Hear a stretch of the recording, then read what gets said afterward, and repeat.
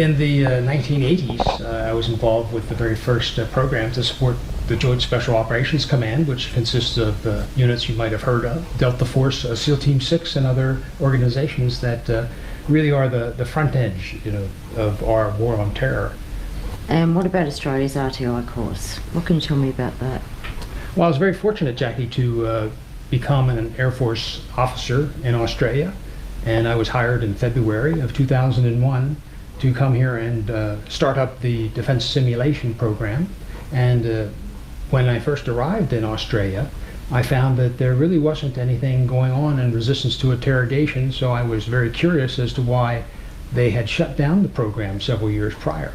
And I was really privileged to be able to go to the Commandant of the Defense Intelligence Training Center, and in concert with him I was helpful to start back up to reinvigorate the resistance to interrogation program even before 9/11 happened. So you're one of the authors of Australia's RTI. I was the author and participant in the early stages of the resistance to interrogation program in Australia, and I've lost track with actually how it's developed since then. However, I'm keenly aware of what should be done with regard to resistance to interrogation training. Now, you've met Evan Donaldson, which you're quite aware of. I know you've spent a long time, quite a few days with him. How do you feel about the situation that he's been through when it comes to the resistance and training interrogation? Well, initially last year, at the end of last year, I was very curious as to why this person would have had the things that he apparently says happen to him during the training, which was very curious to me. And I've had a chance just this past week to spend a few days with Evan, his wife, and a small child. And I've gone through, I'm a private investigator, I've taken courses in forensic research, and he's got quite a pile of evidence that supports his claims. And as I understand it, even just this morning, the Australian Federal Police has had a chance to spend time with him to go over that 3 binders of data that he has. And I agree that he has certainly the justification to go in and question what's going on today. So do you have concerns in the way the military in Australia is conducting its resistance to interrogation training now?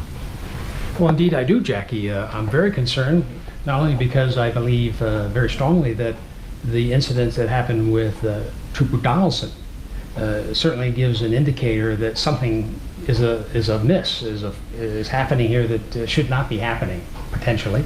And it's not amazing for me to hypothesize about difficulties in resistance to interrogation today, because look what happened in America. The 2 psychologists for the resistance to interrogation program that I worked in and knew intimately, they created the Bush-Cheney torture program. So for me, I'm all cat nervy, because to me, I'm very intuitive, and there's something afoot in this whole area that should have very professional instructors that are resistance to interrogation instructors, not interrogators.